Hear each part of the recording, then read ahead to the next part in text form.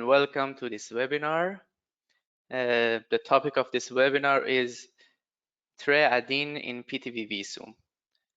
You all know that static traffic assignment algorithms are widely used nowadays in macroscopic transport models.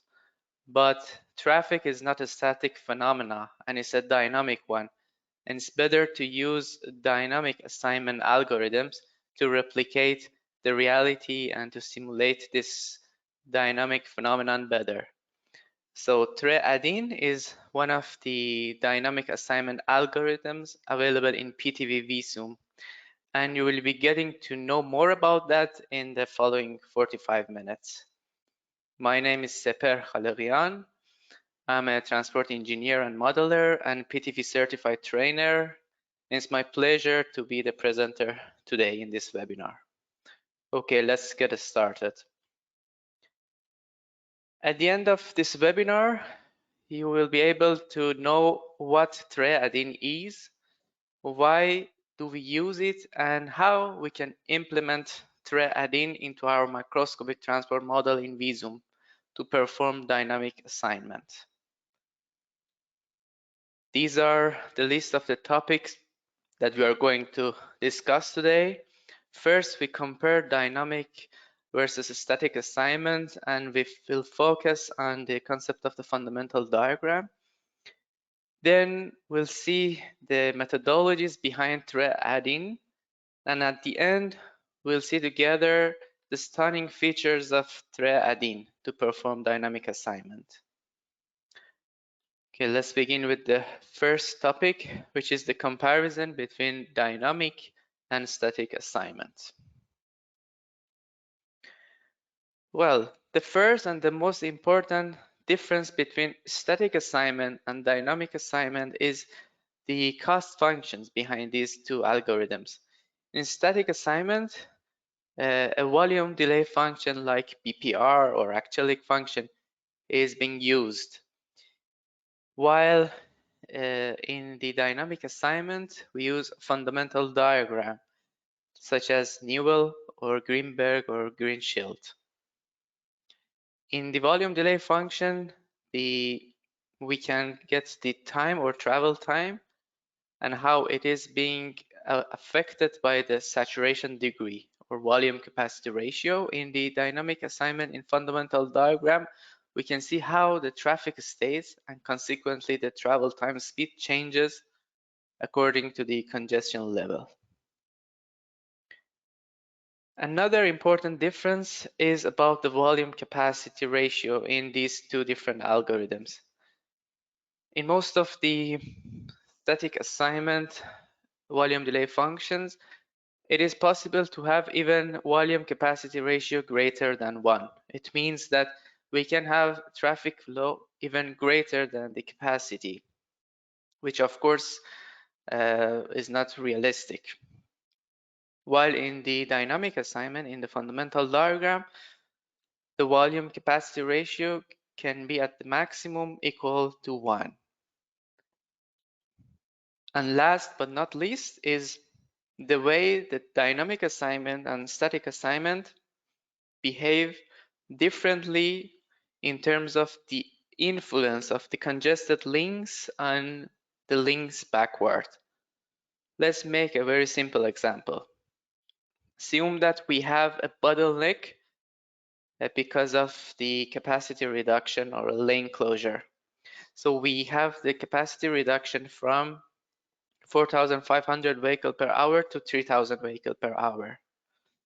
As a result, in the static assignment, the travel time in the reduced capacity link will increase dramatically, but nothing will happen in the link behind. So it doesn't have any effect on the links backwards. While in dynamic assignment, not only does the link with the reduced capacity experience an increase and a significant increase in the travel time, but also all the links behind will be affected. It is cool to note that in a static assignment, as we can see here, the link with the two lanes experience a dramatic speed reduction or increasing the travel time.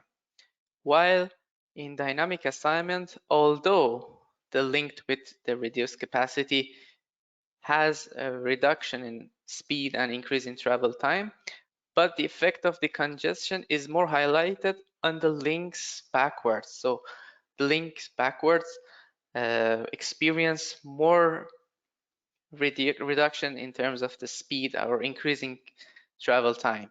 Why? Because of the let's say shockwave phenomenon that is being created because of the collision of the two traffic states in the two links. Okay, now let's focus more on the fundamental diagram. Basically, fundamental diagram describes the relationship between the three macroscopic traffic variables, which are density, flow, and speed. So if we combine any two of these three traffic variables, we can build a fundamental diagram. That's why we have three types of fundamental diagram: flow density, speed density, and speed flow. The one we'll be focusing on today is flow density fundamental diagram, in which we have the flow in y-axis and we have density on x-axis. And each point in the fundamental diagram represents a traffic state. This traffic state is being defined with four traffic variables: flow, which is the number of vehicles in the unit of time; then density, which is the let's say the number of vehicles in the unit of length; the average speed, which is the ratio between flow and density, and in the fundamental diagram we can find it by seeing the slope of the line connecting the origin to the traffic state, and at the end the traffic propagation speed, which is the slope of the line tangent to the traffic state on the fundamental diagram. But what does the idea behind this fundamental diagram come from? It's pretty simple. It is according to the normal driving behaviors. Usually the drivers try to maintain the safety distance with respect to other drivers. So this video demonstrates how the traffic state changes by increasing the number of vehicles in this roundabout. As we can see in this video, let's see if it can be played. Okay. As we can see in this video, first there is no car in the roundabout, so the vehicles move with free flow speed. Then the more the number of cars, the more the drivers drive attentively in order to maintain the safety distance by reducing their speed. And it continues till no more cars can enter to the roundabout. And this is exactly the jam density condition in the fundamental diagram. Now that we have reviewed the concept behind fundamental diagram, which is the main idea of the dynamic assignment, let's see how TRE implements this idea to perform the dynamic assignment. Well, TRE has two main building blocks, let's say. One is the route choice model, which focuses on the demand side of the traffic assignment, and it calculates the shortest path, and in the documentation is called dynamic user equilibrium. And the second component of TRE is flow propagation model, which is basically focusing on the supply part of the dynamic traffic assignment problem. And in the documentation, it is called dynamic network loading. TRE mainly focuses on the supply part rather than the demand part, and this balance between the supply and demand part results in efficient in terms of the computation resources, so we can see the results in an efficient time. But let's see how it works. TRE takes the network and the OD matrices, which should be configured dynamically. What does it mean? It means that in the road network, we need to define the fundamental diagram attributes, such as the wave speed, the ones that we just saw. And also we need to create demand time series for the demand segment. So demand and supply should be set dynamically. Then TRE takes these two inputs, and then using the dynamic user equilibrium, it performs the shortest path calculation, and it gives the turn probabilities. So for each node, we will see the turn probabilities or splitting rates. Then the dynamic network loading will take these splitting rates and will feed the network with the demand. Basically, it propagates the flows and creates the probable queues. Consequently, we will have the updating of the travel time. So the travel time will be updated according to the congestion that we have in the network. Again, dynamic user equilibrium uses the updated travel time and recalculate the shortest path and the splitting rates. And this loop continues till we reach the convergence point. In terms of the dynamic user equilibrium part, I would say that the route choice model can be done both in a stochastic way using logit model and in deterministic way using the Wardrop first principle using all or nothing assignment. So it's up to the modeler to choose which algorithm he or she wants to use to perform the route choice model. And there are two groups of convergence algorithms that we can choose. One is the method of successive average, which is an easy to apply method, but it requires a great enough number of iterations. And another more advanced algorithm is the gradient projection, which is the evolution of the convergence algorithm behind linear user cost equilibrium or Luce static assignment in PTV Visum, which I believe all of you know that assignment method. Well, in the dynamic network loading part, we use the general link transmission model. This general link transmission model has two submodels, link model and node model. The link model takes the exit flow or entry flow as input depending on the traffic state and then propagate it forward or backward, again according to the congestion level, using the kinematic wave theory and the fundamental diagram. As a result, we will have the sending and receiving flow. Then the node model takes the sending and receiving flows, and according to the splitting rates and the node conflicts, like the right of way in the nodes, it calculates the exit and entry flow.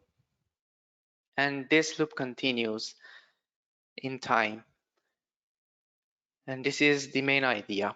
Since the TRE is very, let's say, advanced in this dynamic network loading algorithm, I want to make a simple example to see both cases. The case where we are in the hypercongested part of the fundamental diagram, which is this inner loop with the red arrows, and the case where we are in the left side of the fundamental diagram, so the uncongested part or semi-congested part, which is this outer loop. Let's start with the hypercongested flow. An extreme example would be the case where the vehicles are approaching the red traffic light. So if we consider this street as a group of link and nodes, then we can see how general link transmission model works in this case, where we are in the right side of the fundamental diagram. First, the node model calculates the exit flow. And then this exit flow will be used by the link model as an input, and link model propagates this flow backward using the kinematic wave theory and the fundamental diagram. As a result, it will compute the receiving flow. Then again, node model starts to work by taking the receiving flow as an input and calculating the exit flow, considering all the node conflicts and splitting rates. And this loop continues, and this way the traffic flow propagates. As you can see in this example, although the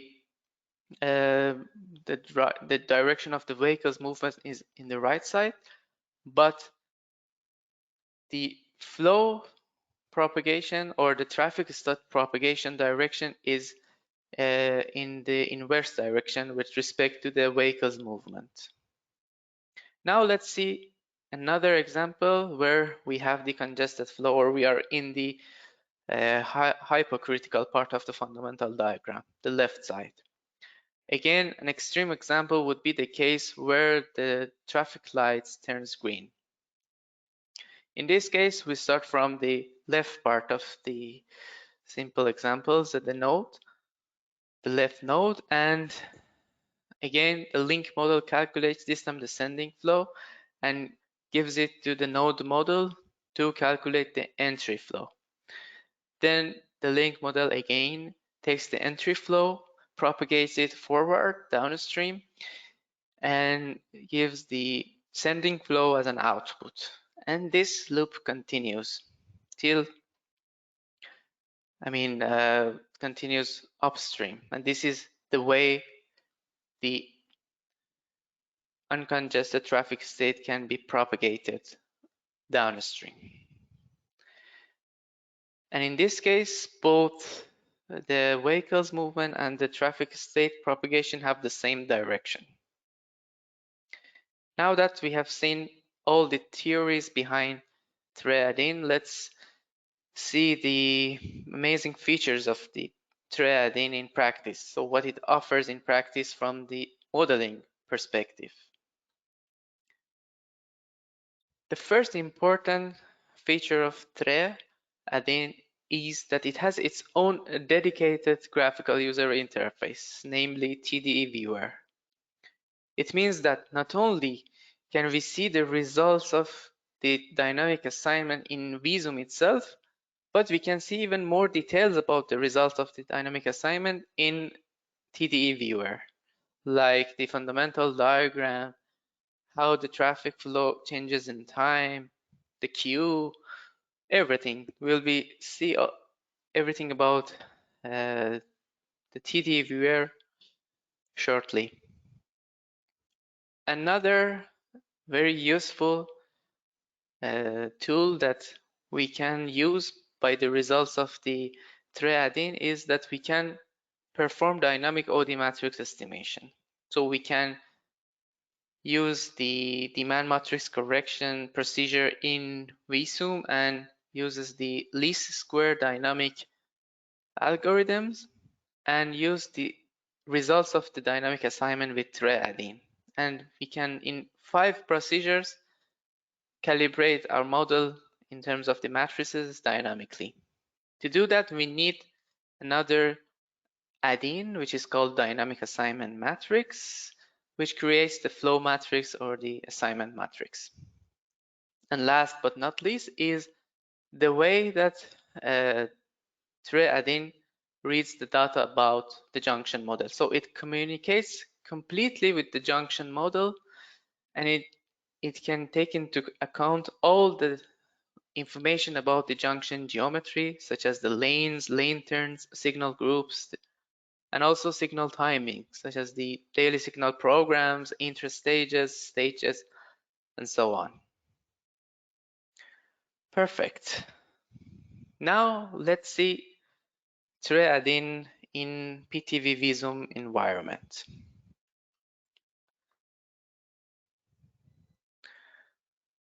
This is the example that I've created for this webinar. So very simple network in which we have three zones, village A, B, and C.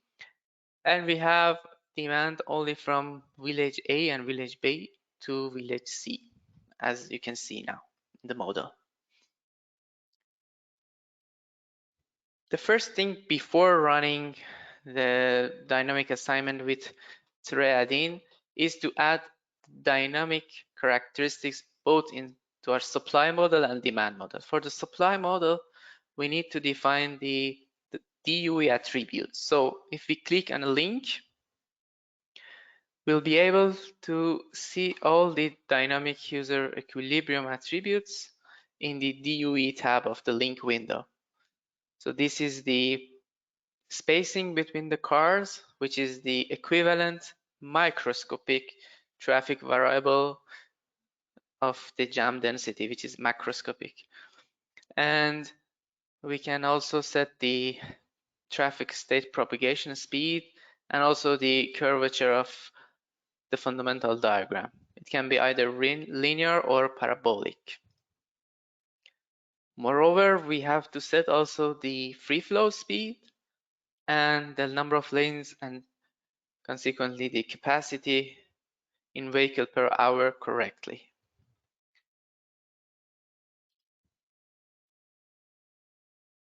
We can also define some time varying attributes. For example, in a day, we know that we have a capacity reduction for a specific time interval. The way to do that is to first define a time varying attribute in the network menu. Here we have defined a time varying attribute for links network object for capacity attribute. And then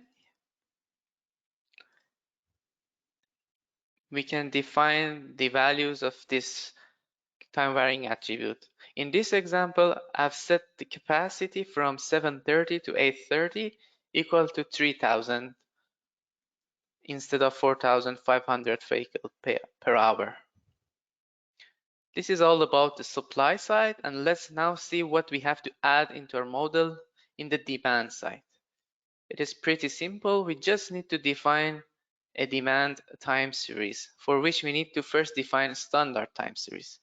This standard time series can be either time series by percentage or matrix time series. In this example, I have created a boat and I have given more weights to the demand for the first hour. So from 7 to 8, we have more demand, as you can see here. And from 8 to 9, we have less demand. We can also convert the standard time series into the percentage time series into matrix time series. And then the most important thing is to associate the demand segment into a time series so that it became a dynamic demand. Wonderful. Now I want to show you the procedure sequence and where we can find the TRE add-in itself. Well, if we click on the create in the procedure sequence window, TRE add-in is located in add-in folder if you add it into your add-in in Visum installation, and then you can find it inside the subfolder TRE, dynamic traffic assignment. There's another way to find it, and it's from script.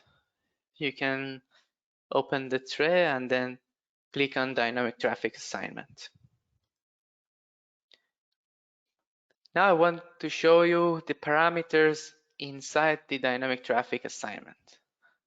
So I'm selecting this procedure and clicking on edit.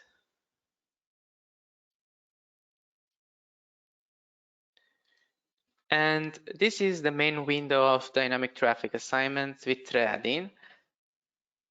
As you can see, we have so many parameters to set, but the only tab which really is important to be set correctly is TRE tab, in which in the second row we have to define the initial instant of the dynamic simulation. In this example, it is 7 a.m. So we have to write it in hour, minute, second format. Then we should define the duration of the simulation in seconds. So all the explanations can be found here in the description column. In this example, we're gonna run a dynamic assignment for 2 hours, so 7,200 seconds. Then this one is the clock of the simulation. So in order to accelerate the simulation, we can increase it from 1 to 4. So every 4 seconds, the status of the network will be updated. Then we can also define the duration of the shortest path calculation. So DTA interval or DTA int d, and also result interval, that they should be the same. In this example, we're going to calculate the shortest path and the turn probabilities every 60 seconds, so every minute. And as a result, we will see different traffic flow in different shortest path and turn probabilities every minute. And the last row is the number of iterations. Basically, in TRE, the termination criteria is either the maximum number of iterations or the relative gap that we define. The relative gap can be defined in the equilibrium tab here. In this tab, there are so many other parameters. For example, we can select the convergence algorithm, or we can select the assignment algorithms, the trajectory based or temporal layer based, also stochastic or deterministic, and many other things. But the default one will work as well. And the last thing I would like to show you in this TRE window is the output tab, in which we can decide whether to see the result in Visum or in TDE viewer. If we want to see the results in TDE viewer, we should set use Visum as viewer equal to false. Perfect. So this is all the parameters in dynamic traffic assignment with TRE. In this example, I run first a dynamic assignment with TRE, and as a result, all the assignment results will be stored into attributes beginning with TRE. So if I go to the list of links, I can see the TRE attribute. So I type TRE, and you can see that, for instance, we can see the density in every time interval. We can see the inflow, outflow, flow, in capacity, out capacity, the queue length, the number of vehicles in queue. So many useful parameters, or so many useful outputs we can find here. Speed ratio, the travel time. And then, just in order to compare the dynamic assignment with static assignment, I run another assignment using the Lucia equilibrium assignment in Visum. Now let's compare the results. So in static assignment, we can see that if we change the interval, time interval, nothing will change. So for each one of the time interval, we have the same result. And that's the meaning of a static assignment, of course. And even the flow can be greater than the capacity. Now let's open the dynamic flow and start from the first time interval. So here we can see that we have different results in each time interval, and you remember we have defined a capacity reduction from 730 to 830. Now let's see how it is being respected by TRE. So if we passes 730, the flow will become 3000. And of course, we will have a queue being created, although it's not obvious here. That's why we have the TDE viewer to better see the queue.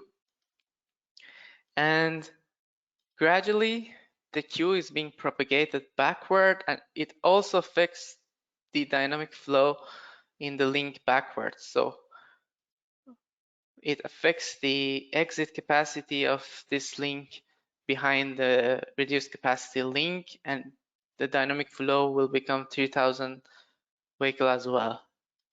And the queue propagates backward, and also it affects all the other links. Then again, when the capacity reduction time terminates, we'll see that again we will have normal flow, uncongested flow. And just to compare the two static and dynamic assignment results, we can see that in static assignment, as we said in the PowerPoint presentation, the volume capacity ratio can be greater than 1. So we have static flow equal to 60,000 vehicles per hour, while the capacity is 4,500. But the dynamic flow always respect the capacity, and the volume capacity ratio will never be greater than 1. This is the first example I would like to show you, and now let's see the TDE viewer, so the graphical user interface dedicated for threading. This is the main window of TDE viewer. So if I click on this play button, we'll see the network and how it changes in time. So we'll see the queue is being propagated backward, and then it is being relieved again.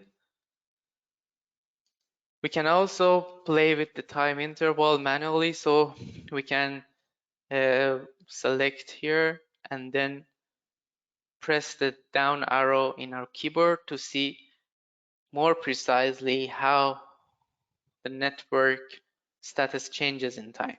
So now it is 7:32, 2 minutes after the capacity reduction beginning time, and the queue gradually propagates backward. And it also blocks the flow coming from these two links. So you can see how the queue grows.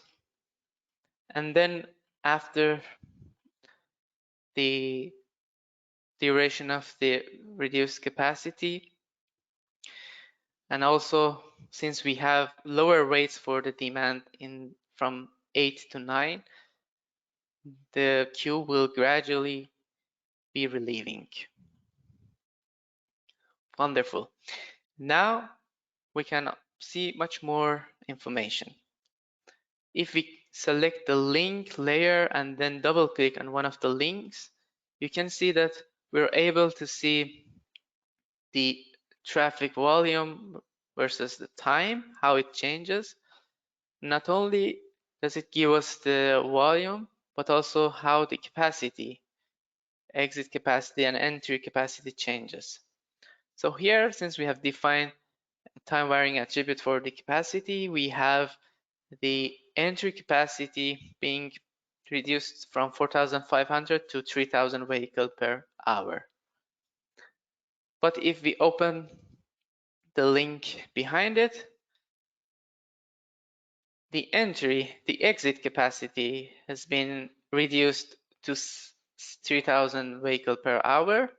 And after, let's say, 7 minutes, the queue is propagated and the queue reaches to the entrance of the link. That's why the entry capacity is also affected by the congestion. And we can even, let me maximize this view. We can even change the parameters of the graph, so we can see every minute instead of 30 minutes. Let's keep it 30 minutes. Also, we can play with this horizontal lines. We can zoom in and zoom out to see better what we would like to see. And it's not only flow over time. We can see the cumulative flow over time. We can see the travel time, how it changes in time. This is pretty obvious that due to the reduced capacity, the travel time increases from 7:30 to 8:30, and consequently, the traffic speed reduces during this capacity reduction time. And we can see also the cost, how the cost changes in time. And one of the coolest things that we can see here is the queue. So if I deactivate,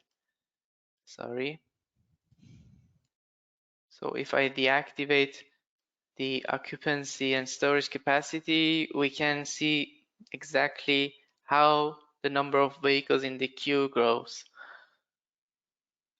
After 7 minutes, the link is fully occupied with the vehicles, and then gradually from 8:26, as can be seen here, the queue starts to relieve.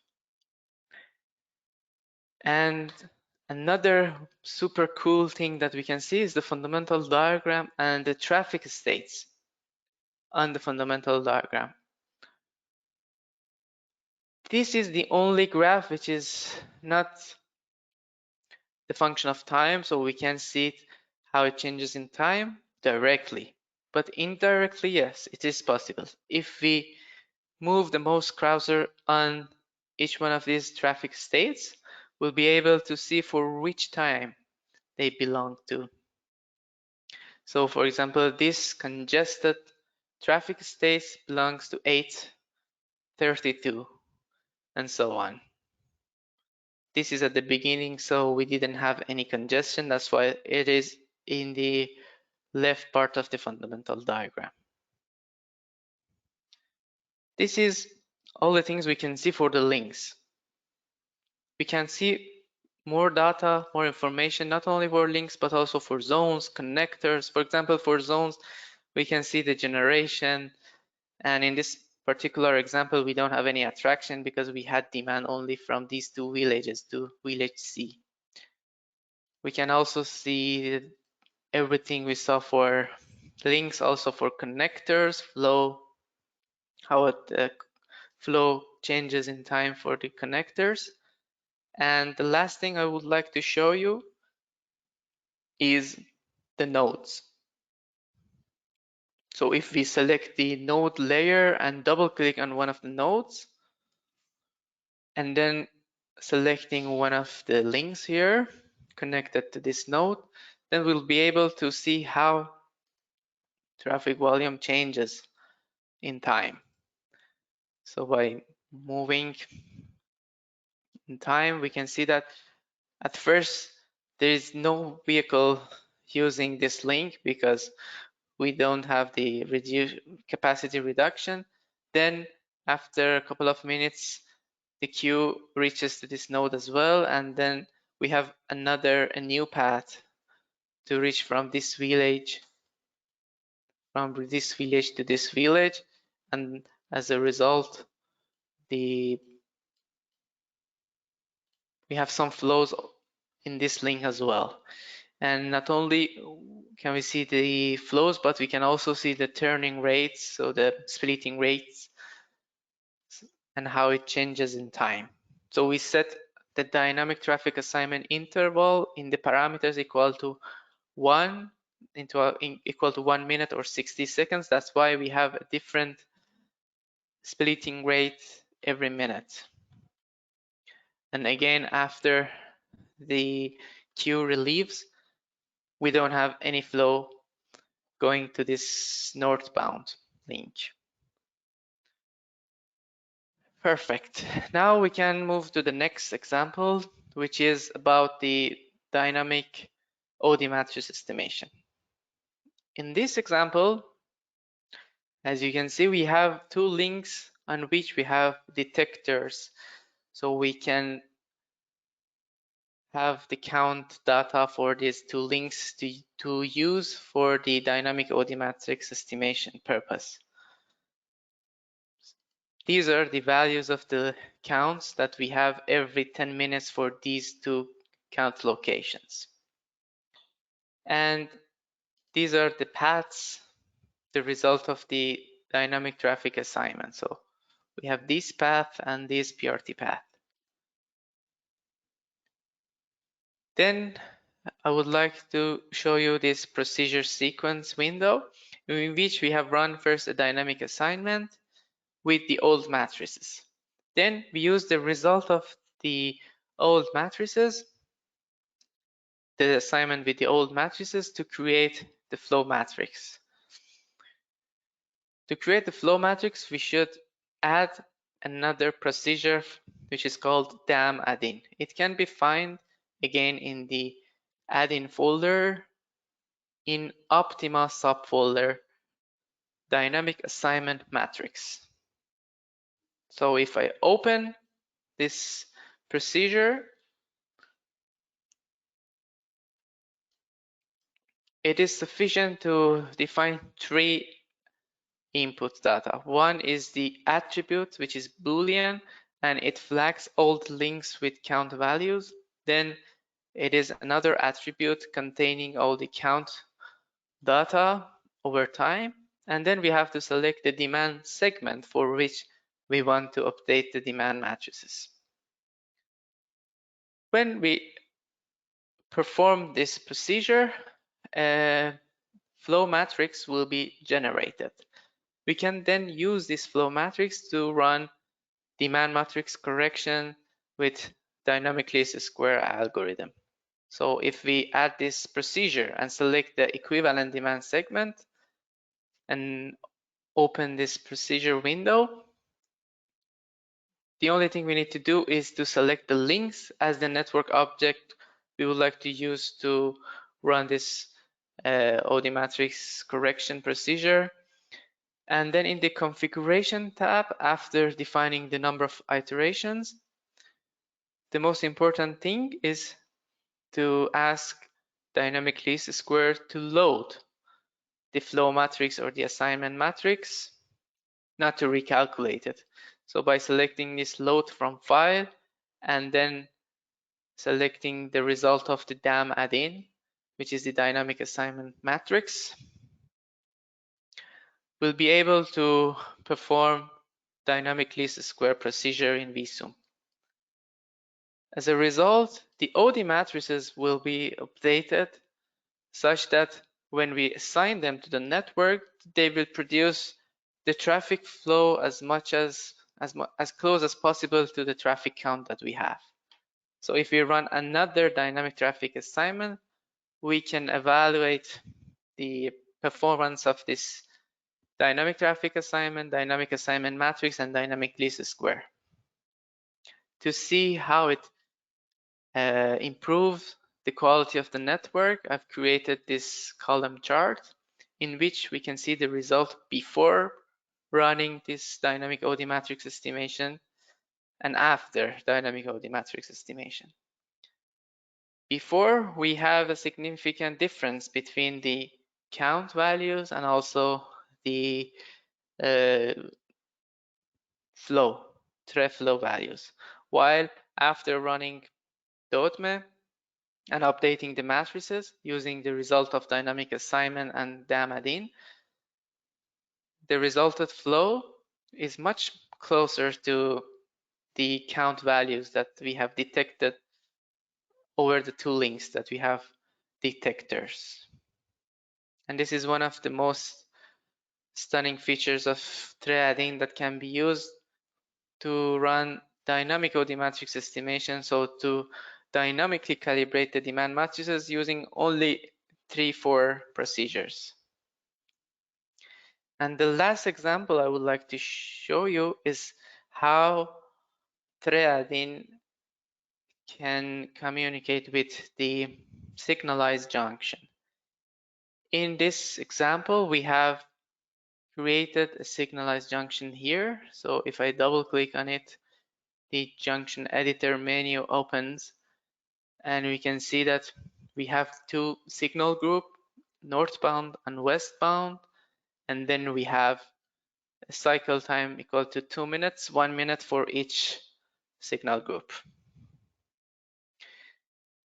I have run already a dynamic assignment, and if I move to the geometry and in the lane turn layer, we can see the TRE flow in lane turn scale, so and how it changed. So I'm now moving forward in time minute by minute, and as you can see in this time interval for these 3 lane turns we have 0 flow because it's red, while in the other signal group the other 3 lane turns have flow, and it would be inverse when I switch to the next time interval, because as you remember we had 1 minute for this signal group and 1 minute of green for this signal group. We can also see the effect of the signal group in lane capacity. So in lane capacity we have another TRE attribute, out capacity or exit capacity, and if we move in time again we can see how the out capacity changes for these 3 lanes and these 3 lanes according to the traffic light. So it is 0 or 1/3 of the capacity. And now let's run a dynamic assignment, this time selecting TD viewer to preview the results. So I'm gonna change only one parameter here. In the output tab, instead of seeing the results in Visum, I select to see the results in TDE viewer. So use a Visum as viewer equal to false, and I will save. And then I will perform the dynamic traffic assignment. So I will run the procedure.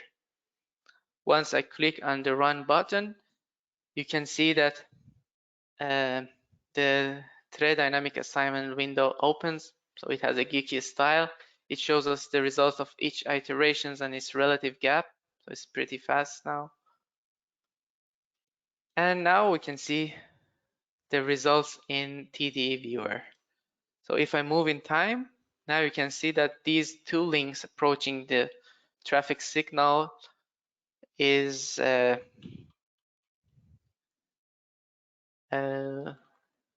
has some temporary cues because of the red light. And if we click on one of these 2 links and move and zoom in, we can see how this traffic signal is affecting the out capacity. So we have out capacity, so I can zoom in till I reach to the minute time interval here. So every minute I have either the full capacity for this link or 0. Again, full capacity 0, and as a result this affects the entry capacity and the flow. That's all for this webinar. I hope now you have a clearer point of view about TRE add-in and how we can use it. Now it's time for your questions. I will be happy to answer your questions. Please feel free to ask either in English or in Italian. I can see a question already. I don't know if you can see it.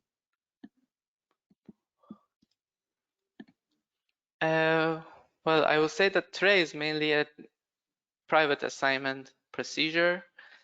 I need to maximize my question window.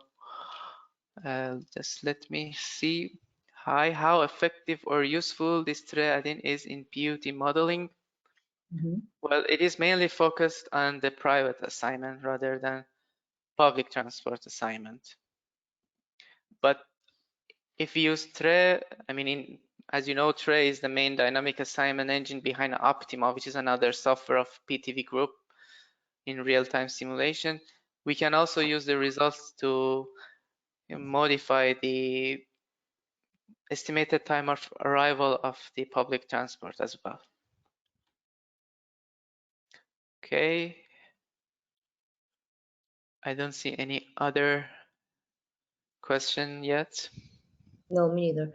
Se ci sono domande, altre domande, lo dico anche in italiano, insomma, questo è il momento di farle, potete anche alzare la mano se volete. Ok, vedo un'altra domanda. I can see another question. Does the duration Yes. of intervals or the results of the intervals affect the results? Of course.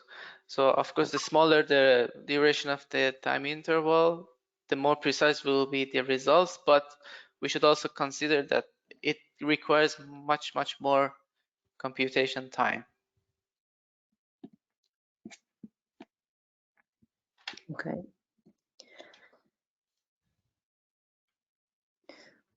Ok, se ci sono altre domande, intanto colgo l'occasione per dire anche che... Oh, ok, another question, un'altra domanda.